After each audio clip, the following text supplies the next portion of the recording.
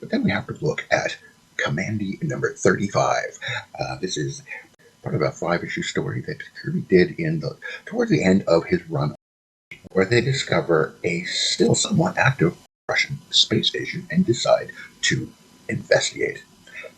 And when they do investigate this, they discover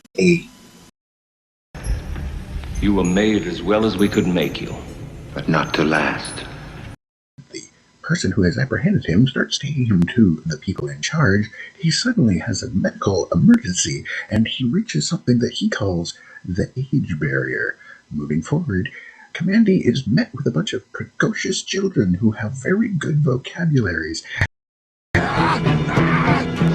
Now the Humongous and his lieutenant are by far and away the most interesting characters in the film The Roadwarrior, and we can see that there is some resemblance between the two characters, Voodoo and the Iron Mask, that appear in Jack Kirby's very first Jimmy Olsen story.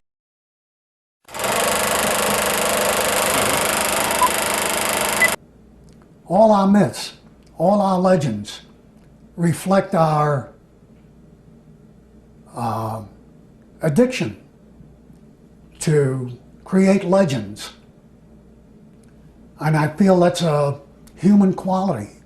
So I felt that it was time to create a new kind of legend. Jack Kirby would get a chance to explore his modern mythology when he moved to DC Comics in 1970, beginning with taking over the series Jimmy Olsen and then developing 3 new series, The Forever People, Gods, and Mr. Miracle. And this was one of the most exciting things that happened in comics up to that time, and it was going along just famously until about the 4th issue of these new series, and DC took a very unprecedented move where instead of raising their price from 15 to 20 cents, they went for 25 and added some reprints of old 40s material, which was also the very first appearance of the great Big Barda character. This went on for the next 3 issues. We see the result of this was a very noticeable dip in sales at DC Comics, and so when they turned their prices back to 20 cents the way Marvel had done, the editor at the time was Carmine Infantino, and Carmine Infantino came to Jack Kirby at that point and said, "Jack, your brand new comics aren't selling very well. We're going to have to cancel most of them. We'll keep Mr. Miracle going, but you've got to stop this big, complicated story." And this would be the beginning of the end. Kirby would do a couple other significant series, including The Demon, OMAC, and of course Kamandi, which was the most successful at all, which we will be talking about at length in a little bit. We can tell that this was a scapegoat thing that was really targeted at Kirby out of jealousy, because Carmine Infantino would lose his position as the head of DC Comics when publisher Jeanette Kahn took over. And when she reviewed the sales figures, she thought that, well, gee, these New Gods and Mr. Miracle comics were selling really well. Why did they get canceled? And began publishing them again in 1977. The New Gods series looked quite good with artwork by Don Newton, a very underrated artist who died very young, so didn't really ever get the recognition he deserved. Written by Jerry Conway, not very interesting as a story, but it visually was very sharp.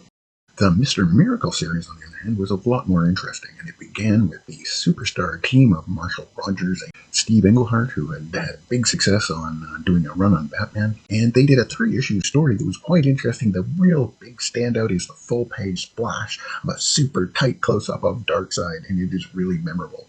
The next team is even more interesting, where Mike Golden is teamed up with Steve Gerber. The first issue, unfortunately, has inking by Joe Delia, which is really unsightly, but it would continue with Russ Heath, superstar, taking over the inking chores. And so in the 3rd issue, we see he was going in a direction of taking on a very messianic superstar persona, and we will never know what Steve Gerber had planned, as this whole thing would get shut down because of the famous DC implosion, where they would cancel a very large number of their titles.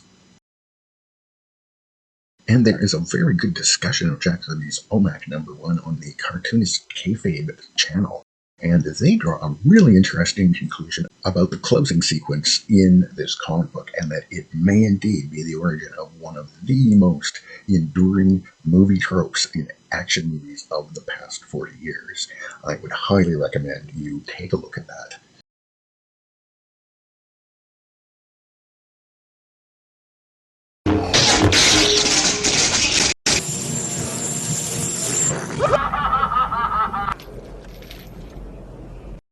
And something that absolutely does not get enough attention is the degree to which an entire generation of filmmakers grew up on Jack Kirby comic books, and his influences are very visible in all of these very popular movie franchises that are still alive and well today, and Kirby is long forgotten as far as Hollywood is concerned.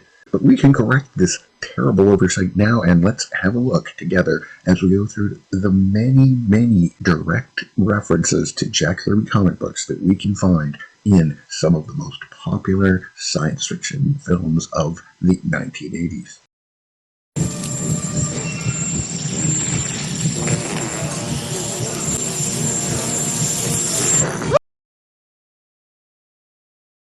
The film Alien is without a doubt one of the best designed science fiction monster movies of all time. But as it turns out, there is a remarkable backstory to the way in which the design team was assembled. And a couple of years ago, somebody made a really interesting documentary film about a film that was never made, but a huge amount of work went into designing and planning for the making of Alejandro Jodorowsky's Dune. Now, Jodorowsky was known for having made a couple of films. His best-known film is probably El Topo, which is a surrealistic spaghetti western, and it is really incredibly visually stunning film. It's really engaging, a very weird concept, really enjoyable, worth watching it. Darling of the second-run movie houses. So had he made the film, it would have been a surrealist film. It wouldn't have been a science fiction film, faithful adaptation of the text. So there is that to consider. But he's the guy who put the team of Mobius and Swiss artist H.R. Giger, Chris Voss and Ron Cobb, and all of these people got working together making designs, and he pitched the film and he could not indeed sell it. So all of these people were left hanging. They put all this pre-designed work into a film that was not going to be made, but they'd just done an incredible amount of work. In walks young filmmaker Ridley Scott with a high concept monster movie that they all fell on like a ton of bricks, and it is the incredible juxtaposition of different styles of design that went into creating this thing that really just makes it jump off the screen to us. Nowadays, people are most familiar with Jodorowsky through his collaboration with Mobius on the long-running and highly popular series The Inkle. This was hugely successful and influential, but now the newly made Dune film has brought a lot more attention back to Jodorowsky's filmmaking career, so we'll see how that develops in the future. Now, as far as older films that inspired Alien, there's probably at least 4 science fiction films that he borrows elements from. The Face Hugger, for example, people compare to the incredibly creepy Fiend Without a Face movie. But so far as the iconic scene that has what has become known as the Space Jockey, we have to look at 1965's Italian Planet of Vampires, and Planet of Vampires has some really interesting imagery in it, and very specifically, they land on a very eerie, cloudy planet that they find a stranded spaceship with very creepy, giant, skeletal alien remains. You can find comparisons of the two films on YouTube if you were to look around. Far more importantly, a much more favorite film of mine was 1958's It, the Terror from Beyond Space, and I saw this film on television at just exactly the right age, so I thought it was one of the best movies ever made. I just found this thing really a thrilling film, and it is very tense, and the whole point of the film is that the monster is a stowaway and is snuck onto their spaceship and is moving around in the ventilation systems, and so they have to try to find this creature. And when they do finally confront the creature, it is so incredibly powerful that it is able to tear through their walls and doors and bulkheads and... I'll be all right. No, I'm not leaving.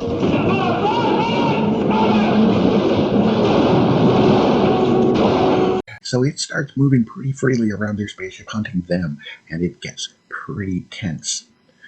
The other noteworthy similarity, of course, is the use of explosive decompression to kill the monster at the end of the film.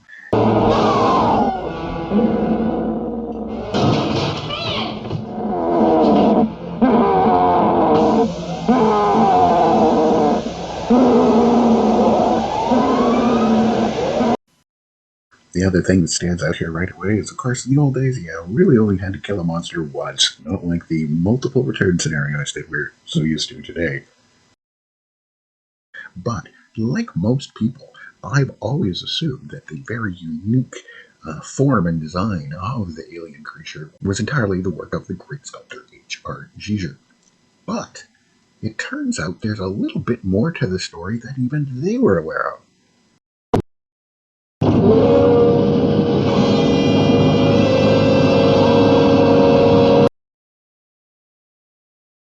But then we have to look at Kamandi number 35.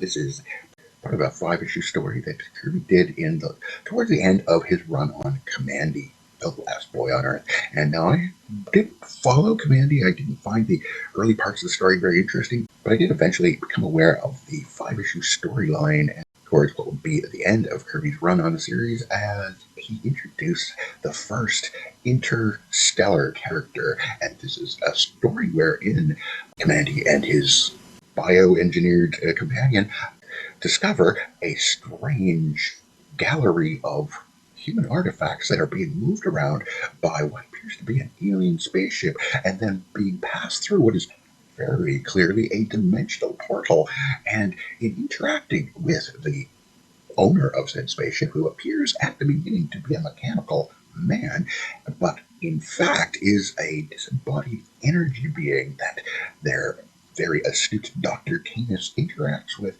and over a course of a couple of issues, this energy creature reconstitutes itself into a humanoid form and thus becomes the lovely and extremely powerful Pyra.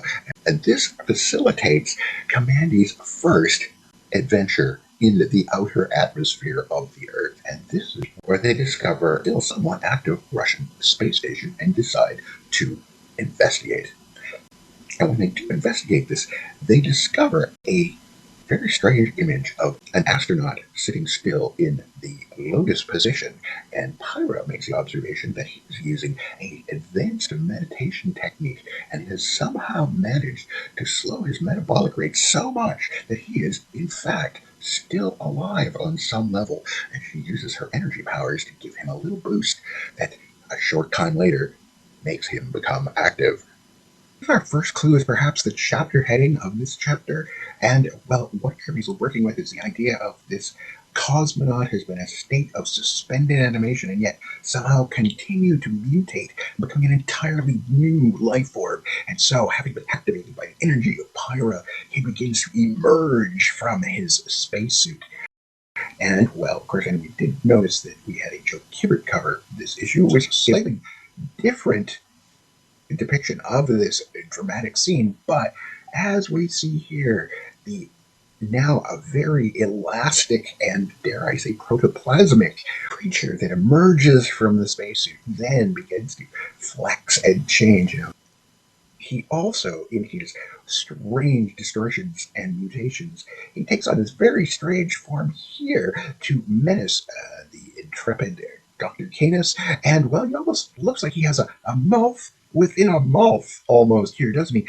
That's not the only strange thing this mutated creature is able to do, for as Kamandi leaps to the aid of his companion, Dr. Canis, he notices that suddenly his skin begins to burn terribly because the creature is excreting acid out of its skin and burning him with acid.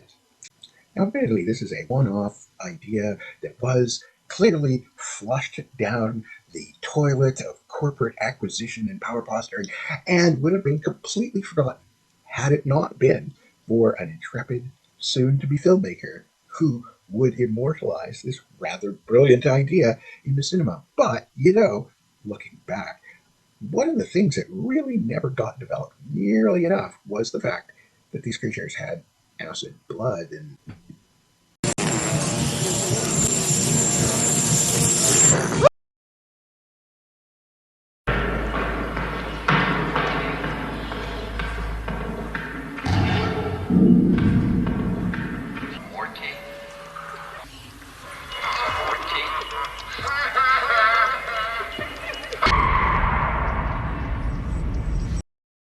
Now, before we can talk about Ridley Scott's second blockbuster science fiction hit, Bladerunner, we have to go back a step and talk about the scriptwriter of the film Alien, and that was a Mr. Dan O'Bannon. And then we have to take another step backwards because Dan O'Bannon wrote another film and starred in John Carpenter's early science fiction parody, Dark Star. And here we see Dan O'Bannon as the illustrious Private Pinback, who turns out to be an accidental member of the crew, seen here showing his love of comic books, which will become significant in a moment. The film came out in 1974, and although it did not make a big stir in the box office, I think it was quite influential, and I think we can see it a bit of a germ of inspiration in the British series Red Dwarf, and possibly even the Hitchhiker's Guide to the Galaxy before it. Very funny film. But the significant thing here is it came out in 1974, and he was probably on the film festival circuit when he ends up in France in 1974, the year the highly influential magazine Metal Hurlant, which would arrive in America as Heavy Metal in 1977, and Dan O'Bannon collaborated with the great illustrator known as Mobius on a really great film noir style futuristic detective story called The Long Tomorrow.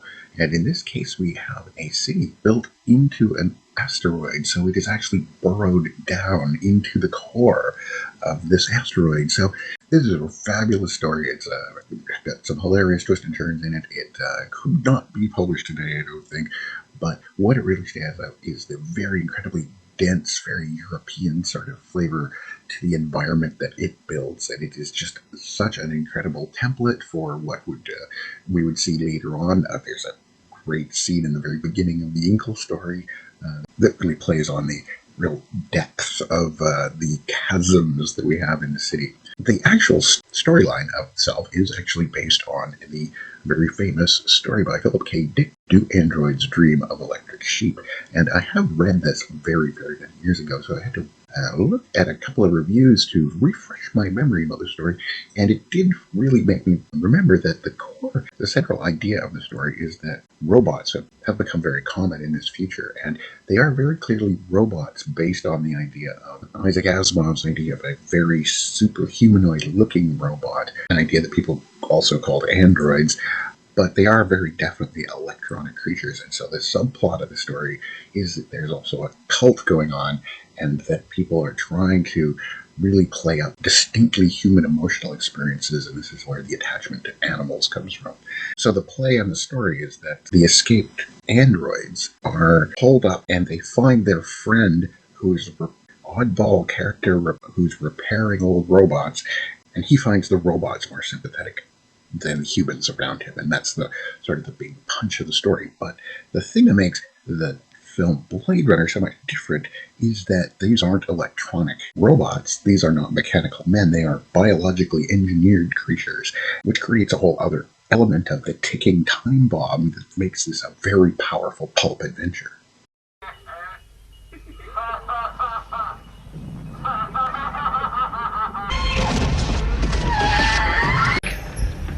You were made as well as we could make you, but not to last. The light that burns twice as bright burns half as long, and you have burned so very, very brightly, Roy. Look at you. So it's this idea of the replicants having a souped-up metabolism where they have superhuman abilities but these very short lives that really creates the real tension and drama of this story. But we don't find it in any of the source material. We find it when we turn to Kamandi number 37, just 2 issues after the story we were just referring to. And in this story, this is the first time where the Planet of the Apes motif of this story has Kamandi encountering humans who actually have technology and speak in full sentences. And so we're realizing that we're moving into brand new territory. And in this story, Kamandi notices a very large group of people being hypnotically drawn to amplified musical signals, and he chooses to join in the group to try to find out what's going on. So he leaves his companions, who get drawn into an underground base of some kind, and Kamandi is apprehended, and when the person who has apprehended him starts taking him to the people in charge, he suddenly has a medical emergency, and he reaches something that he calls the age barrier. Moving forward, Kamandi is met with a bunch of precocious children who have very good vocabularies, and then when he's taken to the council, he finds a group of very, for the most part, young people who even the babies are very talkative, and he begins to realize that there's a very unusual society here that lives their lives very, very quickly. And so he's taken on down to the medical facility to get examined because they're trying to find a way to deal with their incredibly accelerated lifespans. And so what we find is that this entirely mechanized facility is creating genetically engineered children who have extremely accelerated lifespans and are educated electronically, so they're able to talk before they're able to walk. And when Kamandi inquires to how such an unusual situation came about, they explain that this was a population control experiment led by the ruling class, who figured if they made a working class that would live extremely short lives, they really wouldn't have time to cause trouble, and they'd just have a whole new generation. This is Kirby referring again to Aldous Huxley's Brave New World and the genetically engineered working class who are paid off with euphoric drugs at the end of every shift that Kirby referred to earlier in his Inhuman story, Fantastic Four, in the form of the Alpha Primitives. That is something that got dropped out of the storyline entirely. Arna, person in charge of the medical facility, leads Kamandi to a machine to do some genetic testing, and so slipping their hands into slots that is very reminiscent of the testing device that the Paul Atreides character goes through in the Dune story, Kamandi finds this supposedly harmless test extremely painful, and recoiling in pain, he is then informed that, well, now that they've got his genetic material, he is going to be the template of their next generation of children. So not only is Kamandi going to be a father, he's going to be father to dozens of children. Kamandi doesn't take this well, and doing what most young men would do in a situation like this, Kamandi bolts, and he is able to run away.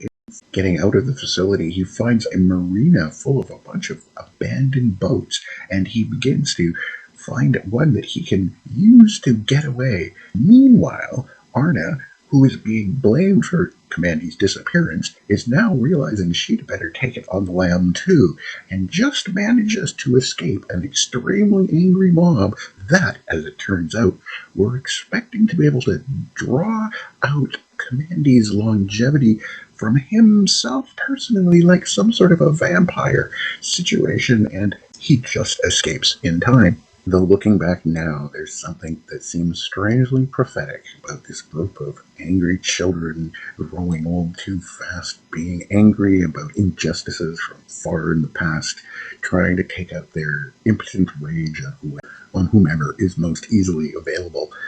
Just seems a little bit too much like today's political landscape. And we could draw many parallels and metaphors about these people who were artificially kept immature and ignorant by the machinery that surrounds them.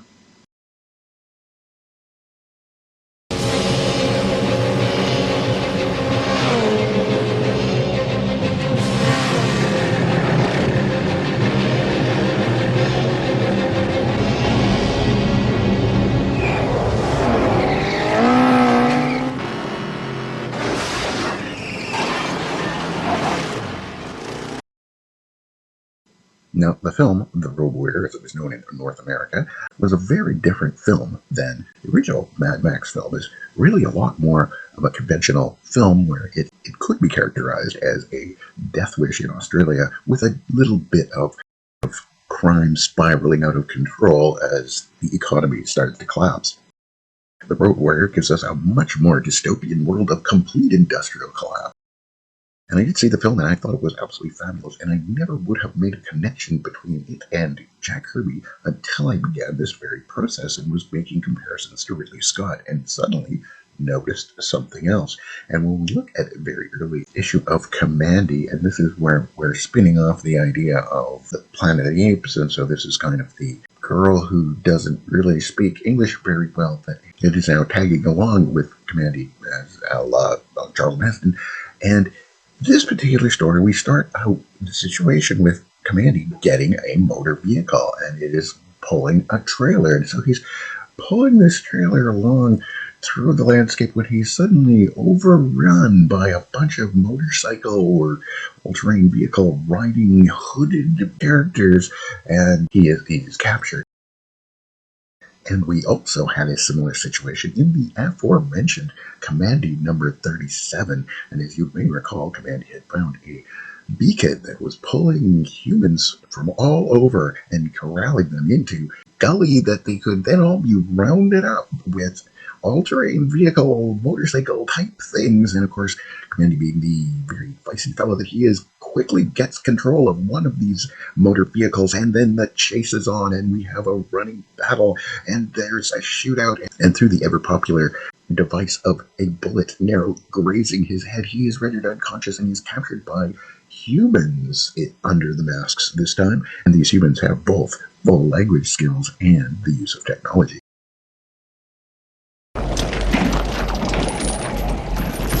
Greetings from the humongous, the Ayatollah of rock and roller! I'm gravely disappointed. And because a great action hero is only as great as his best villain, the mighty Humongous and his ragtag group of psycho bikers have to be one of the greatest villains of all time.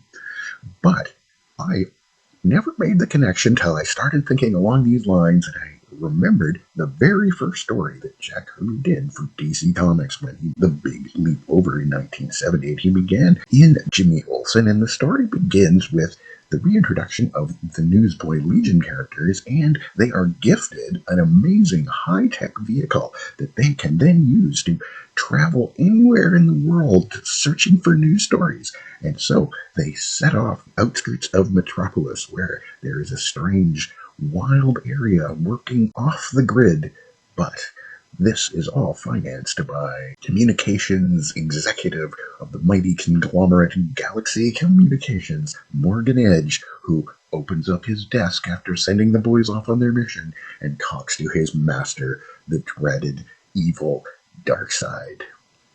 Meanwhile, off in the wild area, a couple of very menacing fellows jump on their motorcycles that are highly outfitted with weaponry, and a shooting battle begins. But fortunately, due to a rear guard action by the unfortunately named Flippa-Dippa, but had we called him the Dip, it would have worked fine, manages to bring the battle to these assailants, and after a scuffle, the boys are successful in beating their attackers, and as it turns out, the leaders of the strange motorcycle gang. And this makes Jimmy Olsen the new leader of the pack. Superman is stymied by the strange company that Jimmy is suddenly keeping. Now, the character Humongous and his lieutenant are by far and away the most interesting characters in the film The Roadwarrior, and we can see that there is some resemblance between the two characters, Voodoo and the Iron Mask, that appear in Jack Kirby's very first Jimmy Olsen story. But if we look at the second Jimmy Olsen story, we see it as a story about a road trip, and they are on the road in search of something called the Mountain of Judgment. So Jimmy Olsen, the Newsboy Legion, and the entire motorcycle gang get on the highway and go off into the strange realm that is the highway surrounding the dropout area that is full of all sorts of traps and illusions, including one of Jack Kirby's famous photo collages, which we assume is a hologram. They finally catch up with the Mountain of Judgment, and what we find that the Mountain of Judgment is a highly modified missile carrier that has been turned into a giant mobile living laboratory that a very highly skilled technical people called the Harrys move about. But hang on a second, that reminds me, what is the climactic moment in the film that... Oh, right, exactly. This really is a little bit too similar to call it a coincidence. But still, you can see how you took these grains of different ideas with a low budget and a high concept and made one of the greatest B movies of all time.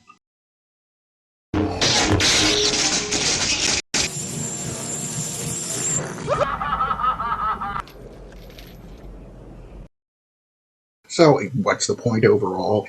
Kirby was really influential at it. It's quite ironic in a way that his style was so much about reflecting movies and other media through comics, and then in the end, the movie media begins reflecting him. There was a point where his technique wouldn't even work anymore because there was no new media for him to incorporate into his work. But at the same time, it's sad that people don't realize the legacy of Jack Kirby. And the thing that really upsets me is this. It's the last issue that Jack Kirby drew of Kamandi. And as we can see here, Jerry Conway takes over as writer and editor. Kirby was essentially shown the door by the people who 10 years earlier worshipped him as a hero. And I mean, that's not unusual. Things like that happened to Michelangelo. It is human nature, unfortunately. But the sad thing is he was kicked off this series that he was just starting to unwind and produced ideas that influenced an entire generation of movie makers. But fortunately, he did his Captain Victory series, which I personally really quite enjoy and find kind of vindicating in a way that he could actually tie together all of his ideas in one story and suggest that all of his stories are one story, which is a really larger perspective than anybody else can have because nobody else created as much as he did ultimately and in the end. He's a great American hero, whether people appreciate him or not. He's a genius and probably one of the last true modernists in art history. And, well, we'll get to go into that into more detail later. The important thing is that this stuff is still really interesting, really some exciting ideas. And it's just too bad people don't have Jack Kirby to rip off ideas from anymore. But I doubt if his family got diddly or squat out of the whole enterprise. And that's a shame. And in the end, as fans, we're just glad that the ideas survived, that somebody saw a really good idea in a story, and if the publishers who own that thing don't understand it, fortunately somebody else somewhere can use it as the germ of an idea to create something else new and different. And, well, there's a lot of old germs out there.